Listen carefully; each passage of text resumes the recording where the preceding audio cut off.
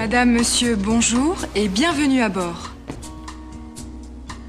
Nous allons bientôt décoller. La tablette doit être rangée et votre dossier redressé. L'usage des appareils électroniques est interdit pendant le décollage et l'atterrissage. Les téléphones portables doivent rester éteints pendant tout le vol.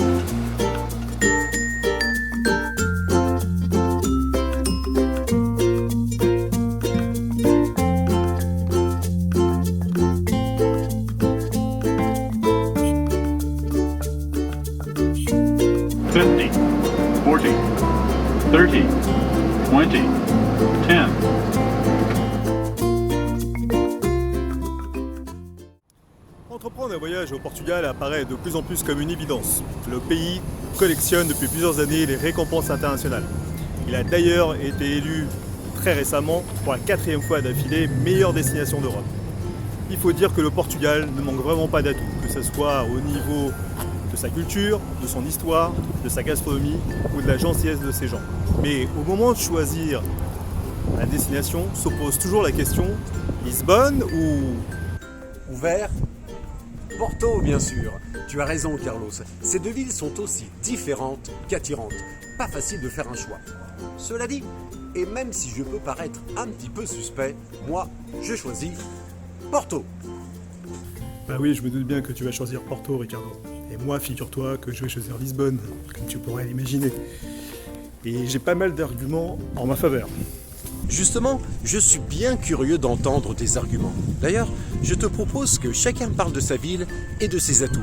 Ça aidera sans doute ceux qui nous écoutent à faire un choix. Qu'en penses-tu, Carlos ? Eh bien, je pense que c'est une excellente idée, mon cher Ricardo.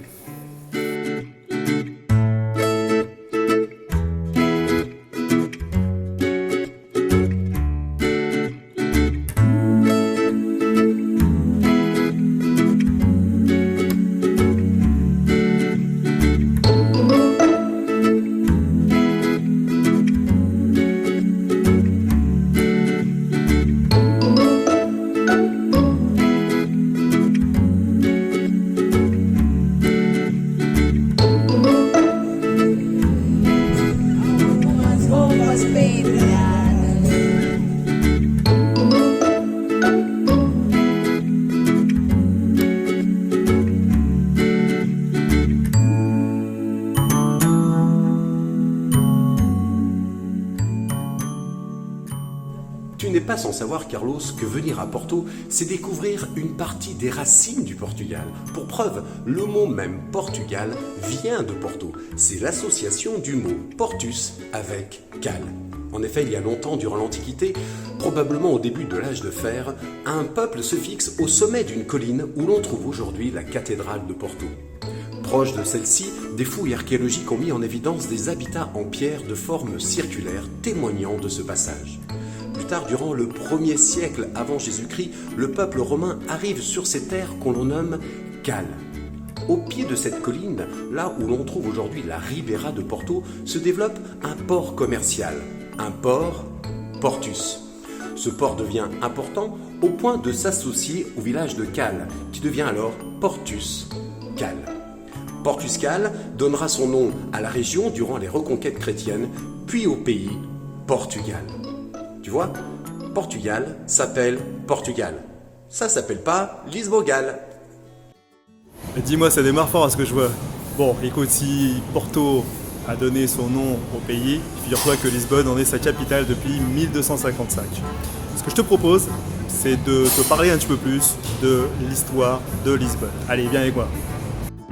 Ah, viva Lisboa! Tudo bem, tudo bem.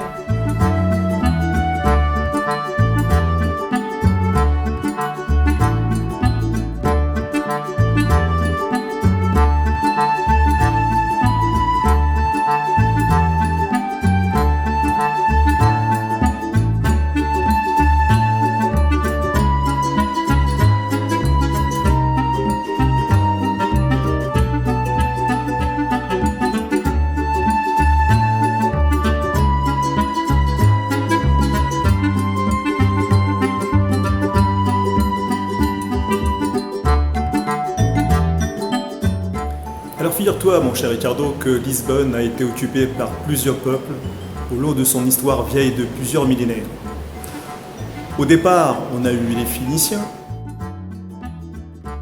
ensuite les Romains, les Visigoths, et enfin les musulmans, avant que les chrétiens ne prennent la ville en 1147.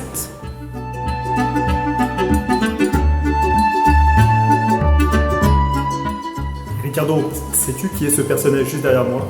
Il s'agit du marquis de Pombal, encore un lisse-boîte de référence, celui-là même qui a permis que le vin de ta ville, de Porto, puisse être ce qu'il est aujourd'hui. C'est également le marquis de Pombal qui a permis la reconstruction du quartier de la Baixa, dans lequel je me trouve, la place du commerce et les rues avoisinantes, qui avaient été détruits par le tremblement de terre, mais c'est lui qui a permis que tout ce quartier soit reconstruit, un système orthogonal et parfaitement organisé. Pas mal, hein?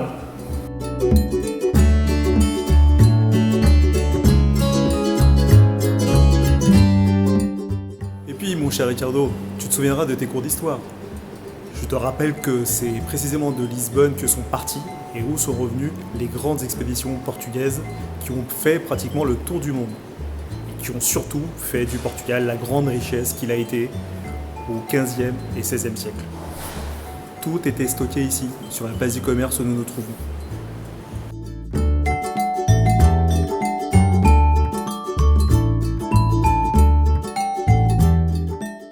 Tu sais Carlos, l'ADN de Porto est fortement marqué par le commerce, je dirais même par les gens du commerce. Ici, on défend le fruit de son travail, on déteste les privilèges héréditaires acquis à la naissance. Élément unique, durant une longue période du Moyen-Âge, les nobles et les hauts membres du clergé étaient même interdits de présence prolongée, pas plus de 3 jours. Ici, il n'y a pas de château, pas de maison royale, mais il y a un esprit travailleur, rebelle, avant-gardiste, innovateur. Regarde un peu.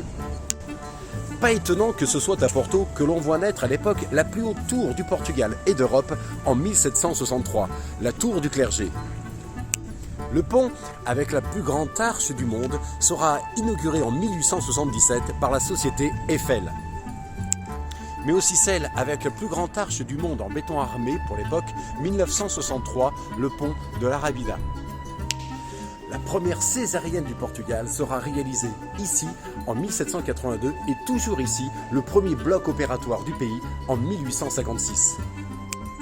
La première exposition internationale du pays et de la péninsule ibérique s'est passée ici, au Palais du Cristal, en 1865. Si à Lisbonne la ligne 28 est aussi belle que célèbre, c'est à Porto que le premier tram électrique sera inauguré en 1895. Un an après, en 1896, c'est ici que sera filmé le premier film portugais. Le premier gratte-ciel du Portugal, ici à Porto, en 1944, l'édifice Rialto. Même le premier cimetière moderne et romantique du pays est de Porto.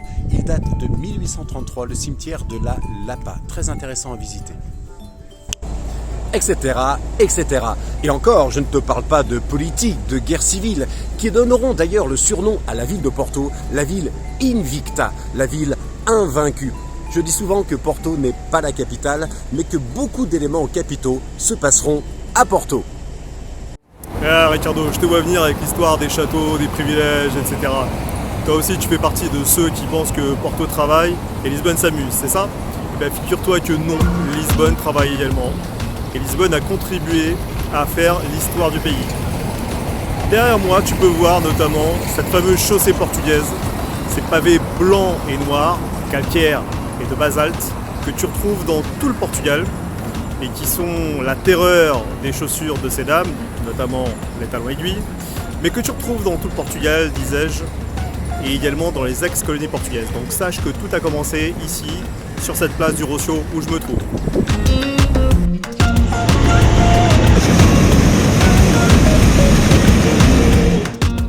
Alors oui, je sais que tu vas me dire que je pousse le bouchon un peu loin, ou plutôt le ballon un peu haut, et figure-toi que le personnage qui est juste derrière moi appelé le curé volant, a entrepris le premier voyage d'un ballon d'air chaud, précisément ici sur la place du commerce à Lisbonne, au début du XVIIIe siècle. Pour la première fois à Lisbonne et pas à Porto.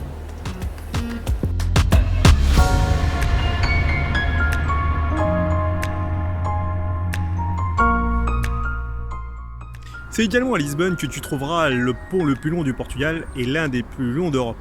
Je te présente juste derrière moi le pont Vasco de Gama avec ses 17 km d'étendue.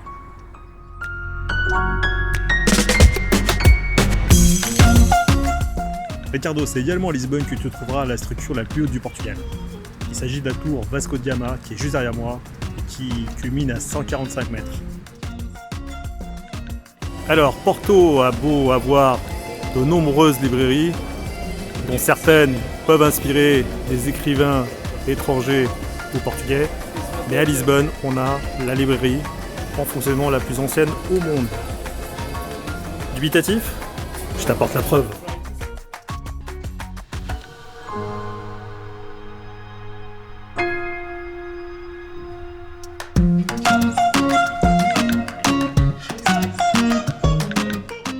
Franchement, Ricardo, tu en connais beaucoup, toi, des villes qui te donnent la sensation d'être en même temps à Rio de Janeiro et à San Francisco? Et bah, pas moi. Eh bien, entre Rio de Janeiro et San Francisco, Lisbonne est tournée vers le monde en effet. Cela rappelle que les Portugais étaient de grands navigateurs. Et Porto n'est pas en reste, excuse-moi du peu, mais c'est tout de même Porto qui voit naître celui qui est considéré comme le premier à ouvrir les portes des découvertes maritimes portugaises, à savoir l'infant Henri, souvent appelé Henri le Navigateur. C'est aussi Porto qui lui offre la plus grande partie de l'armée qui partira pour la première conquête maritime portugaise en 1415 à Ceuta. Le plus curieux, c'est que cette histoire se retrouve aujourd'hui dans une assiette. Et tiens, si on en profitait pour aborder le thème de la gastronomie de nos villes respectives, qu'en penses-tu, Carlos ? Henri le Navigateur, le monsieur qui est juste là. Bah écoute, j'ai une mauvaise nouvelle pour toi, tu sais qu'il n'a pratiquement jamais navigué. Mais bon, passons. Je trouve que c'est une excellente idée, je sens que ça va mettre en appétit.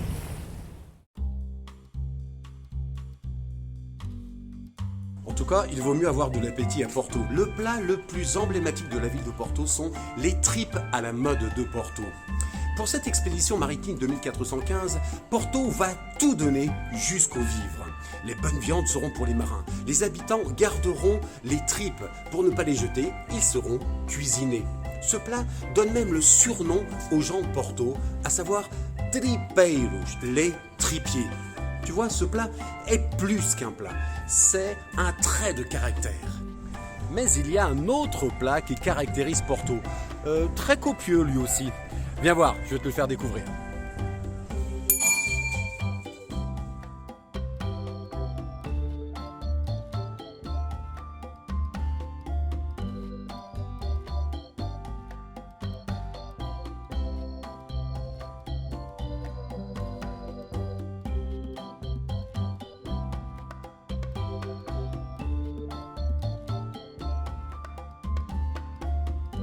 Plus récent, plus folklorique aussi, ce plat s'impose au XXe siècle. Il s'agit de la francesinha, autrement dit, la petite française. Curieux comme nom, car de petite, elle n'a absolument rien. C'est un restaurateur de Porto qui a l'idée de revisiter le croque-monsieur, mais version nordique portugaise, généreuse, gourmande, une version triple XL. Mais peut-être que ce restaurateur a rencontré des petites françaises belles dans leur rondeur, charnues, et surtout au tempérament épicé. Oh là là, il y a du monde à l'intérieur. Entre deux tranches de pain, il y a un steak, du jambon, du fromage, de la saucisse, de la mortadelle. C'est recouvert de feuilles de fromage, ça peine dans un jus épicé avec des frites, un œuf dessus. Bref, à un moment donné, tu ne sais même plus si tu dois souhaiter bon appétit ou bon courage. Allez, j'attaque. Incroyable, vous êtes vraiment fous dans le Nord. Et dire que les touristes qui viennent à Lisbonne me disent qu'on mange trop ici. Eh ben, en tout cas ça a l'air super appétissant ce que tu nous montres. Mais si tu veux mon avis, ça manque un peu de poisson. Et côté poisson, nous, à Lisbonne, on a ce qu'il faut. D'ailleurs, je vais aller voir si la pêche était bonne.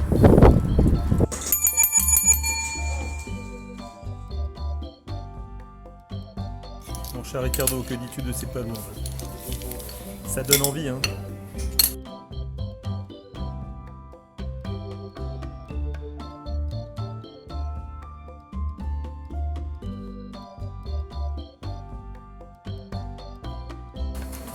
Regarde ce beau poisson, Ricardo. Il a pas l'air appétissant.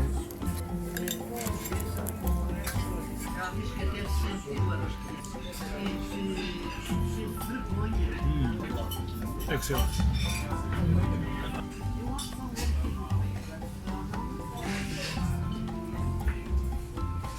Eh bien écoute, après tout ce festin, je pense que le mieux c'est qu'on passe directement au dessert. Parmi tous les gens qui nous regardent, je pense qu'un certain nombre ont reconnu le monastère derrière moi et donc ils devinent la fameuse pâtisserie où je veux t'emmener. Suis-moi.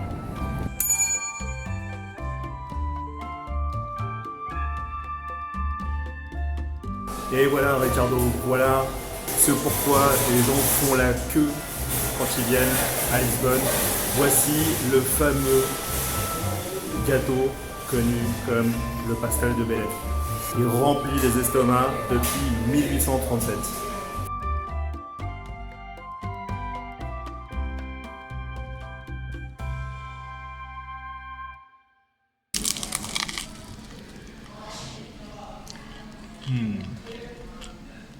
Une tuerie.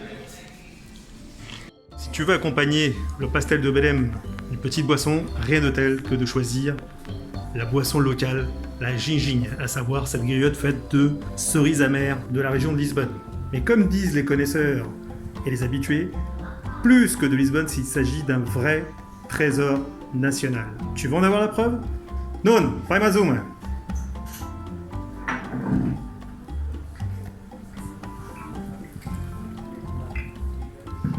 Allez, à la tienne. Très franchement, Carlos, tes plats me mettent en appétit. Mais bon, on a parlé des plats, tu as apporté le dessert, je te propose d'apporter le vin. D'autant plus que Porto, bien sûr, est indissociable de ce milieu, notamment à travers le vin de Porto. Le vin de Porto, d'ailleurs, qui est assez mal connu. On a toujours cette image du vin de Porto qui est au fond du bar. On ne sait plus qui l'a ouvert, ni depuis combien de temps. Bref, le Porto, c'est beaucoup plus subtil. C'est divisé en plusieurs familles très différentes les unes des autres. Chaque famille est encore sous-divisée en plusieurs catégories. Les rubis, les tawny, les 10 ans d'âge, 20 ans d'âge, 30 ans d'âge, 40 ans d'âge, le late bottle vintage, le vintage blanc ordinaire, mais aussi vieux, qui vieillit beaucoup d'années en fût aussi. Bon, bref, comme je te disais. Allez, je t'apporte un 40 ans d'âge.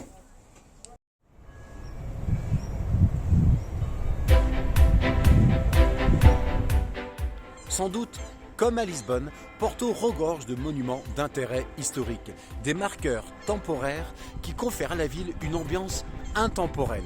On trouve par exemple la gare Saint-Benoît, la tour du clergé, la cathédrale, l'église Saint-François, le palais de la Bourse, la maison de la musique, entre beaucoup d'autres. Mais il y a tout de même une différence avec Lisbonne. C'est que le centre historique de la ville de Porto, depuis 1996, est classé au patrimoine mondial de l'UNESCO. Et les goélands sont en forme.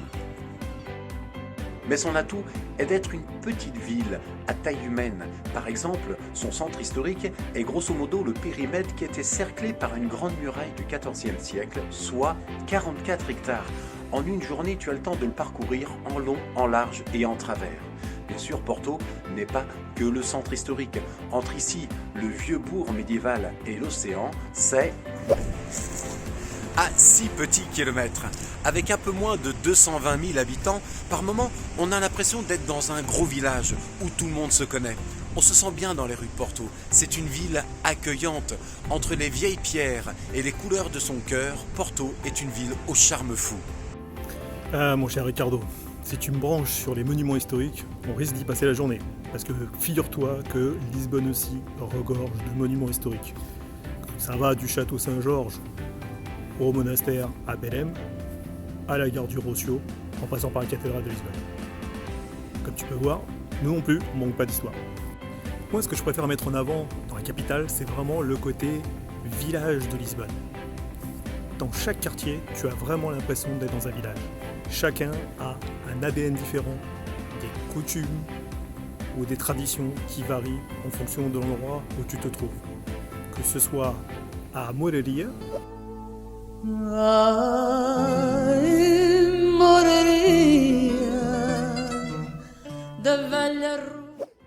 Chiado,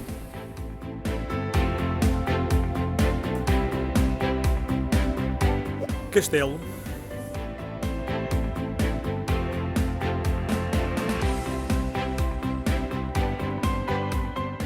Alfama,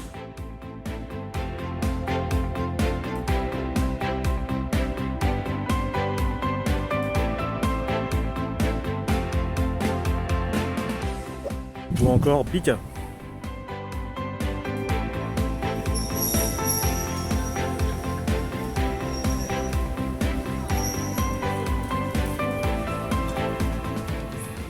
Viva!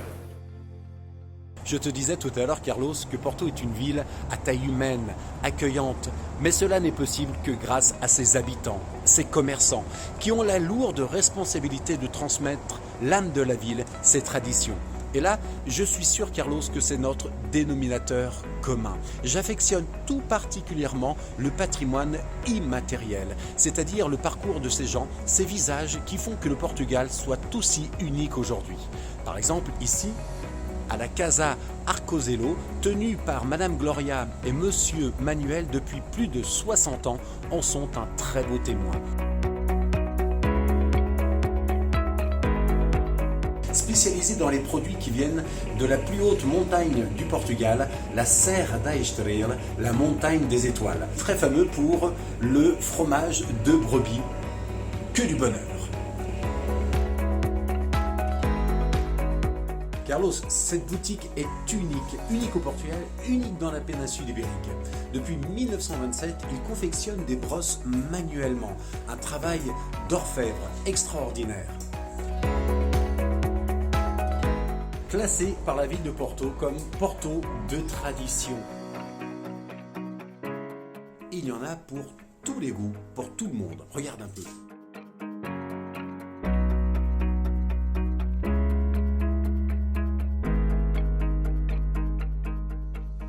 Depuis 1927, la Escovaria Belmonte est tenue par la même famille. Rui est la 3e génération. Son fils, présent déjà, Sergio, la 4e génération. La relève est assurée.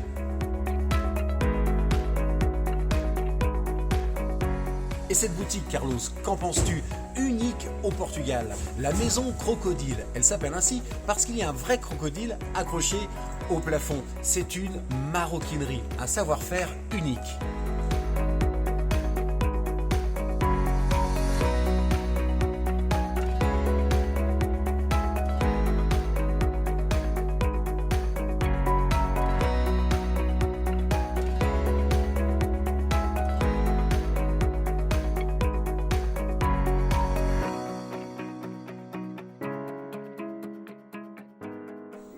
Un autre exemple ici d'une boutique qui est complètement familiale, tenue par Monsieur Louis depuis qu'il est né, puisque c'est son père qui tenait déjà cet établissement, qui est complètement scotché dans le temps, un commerce de tradition qui fait un peu bar, épicerie, quincaillerie, ça fait un petit peu tout. Et cerise sur le gâteau, on peut faire une petite dégustation de muscat qui est super sympa.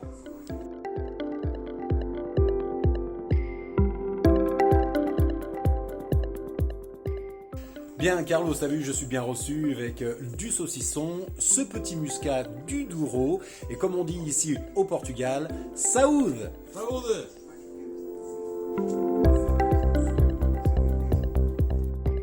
Bon Ricardo, je t'ai déniché la perle rare. Impossible que tu puisses faire concurrence à ça. Derrière moi, tu as le premier drive-in de Lisbonne et du Portugal, 1840. Oui monsieur, le serveur se déplaçait d'un escalier extérieur pour que le client n'ait pas à descendre de son cheval. Qui dit mieux?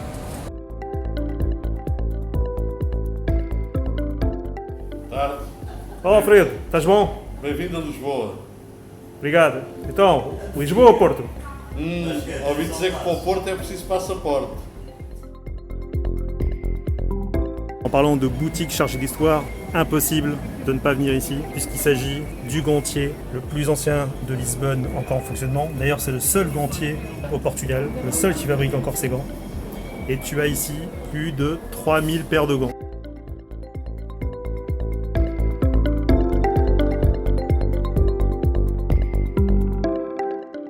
Comme tu peux voir, il suffit de venir, de montrer ta main. Le spécialiste ou la spécialiste se chargeront de choisir la bonne taille. Ça te dit ?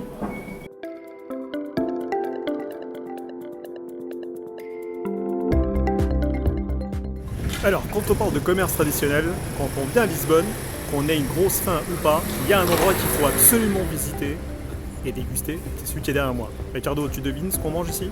Mais oui, les bifanas, j'en raffole. Tu l'auras deviné, le produit phare de la maison, ce sont ces bifanas, ces filets de porc que tu laisses mariner bien lentement afin d'obtenir le résultat que tu peux voir.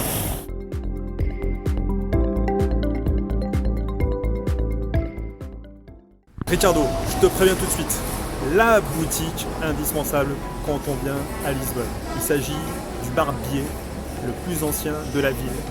Comme tu peux voir, 1886. Tout le monde peut venir, monsieur tout le monde, les ministres, les gens connus, les rois, tout le monde vient se faire raser la barbe, la moustache ou les cheveux.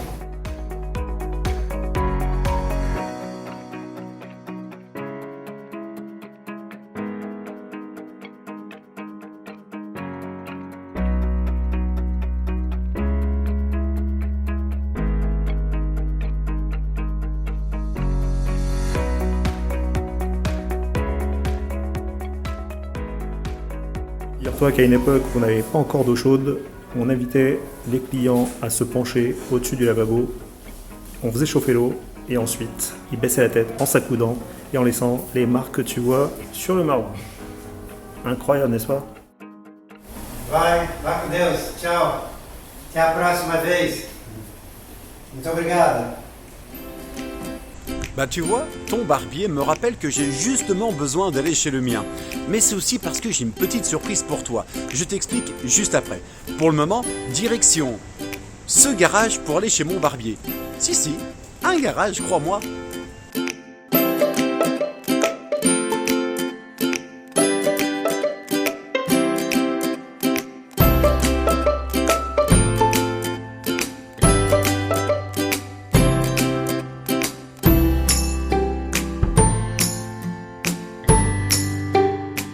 Il ne date pas de 1886 comme le tien. Un jeune, Daniel, a réouvert cet espace dans une ambiance art déco car inséré dans un garage art déco qui date de 1939. À cette époque, seule une certaine élite possédait une automobile. Le garage devait proposer des services pour ces hommes, dont un barbier.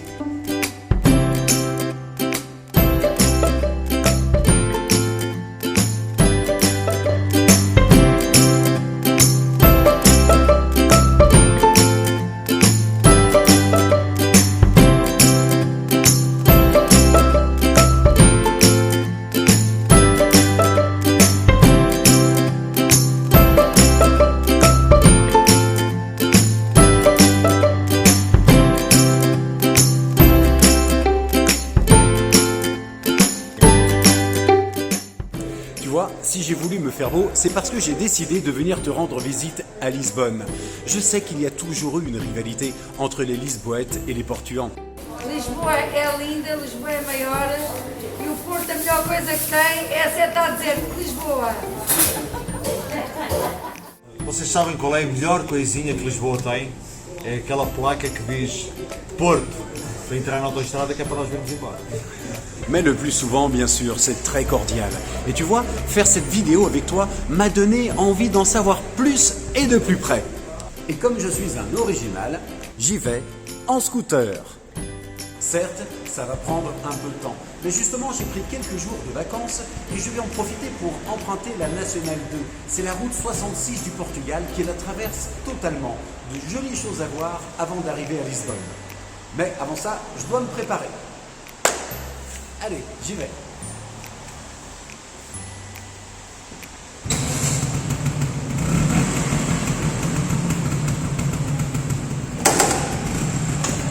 Mais attention, une fois là-bas, je veux que tu sois mon guide. À bientôt, Carlos.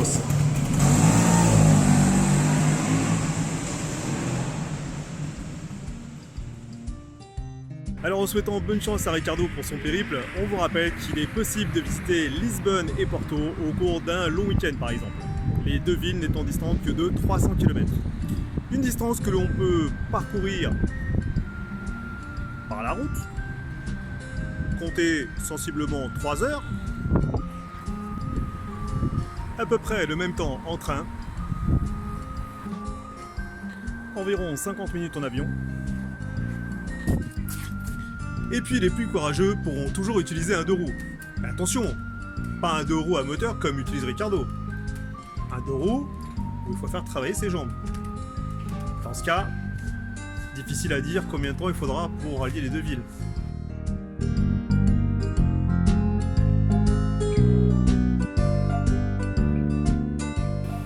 Et en parlant de 2 roues, Ricardo, j'ai une petite surprise pour toi. Tu sais qu'habituellement je fais des visites à pied, mais exceptionnellement, rien que pour toi, j'ai préparé un petit circuit en vélo à travers la ville. Oui, parce que tu sais que Lisbonne, en fait, contrairement aux idées reçues, ce ne sont pas que des collines. 75% de la ville de Lisbonne est sur du plat. Et en plus, la ville a été nommée capitale verte 2020.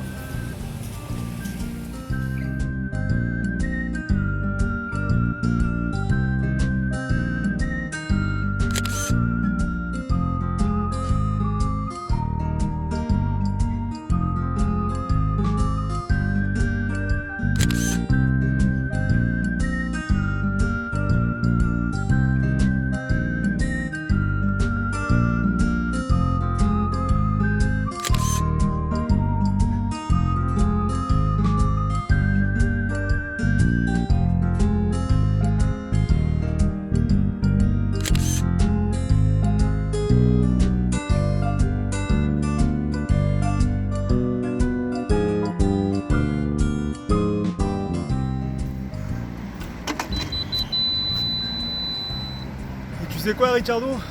On a au total plus de 150 km de pistes cyclables. Comme je viens de faire, évidemment, comme tu peux voir avec mon air essoufflé. Donc tu vois si t'attends? Allez, viens! Voilà, après ce long périple, je me suis posé un petit peu avec ce cadre idyllique que tu vois derrière moi pour savourer ce petit verre de vin. Comme je sais que tu vas pas arriver tout de suite, je me suis permis de commencer à boire tout seul. Enfin, tarde pas trop non plus, hein. Pour tous ceux qui nous regardent, j'espère que ces images, ces commentaires vous seront utiles. On vous attend très rapidement, très vite à Porto et à Lisbonne. Et si vous n'avez pas tout vu concernant les endroits à visiter, les incontournables, etc., ne vous inquiétez pas, c'est prévu pour un prochain épisode. À très bientôt. Carlos, j'ai retrouvé le monument que beaucoup de Lisboètes préfèrent à Porto, cette plaque qui indique la direction de Lisbonne. Allez, je reprends la route. À très bientôt à tout le monde.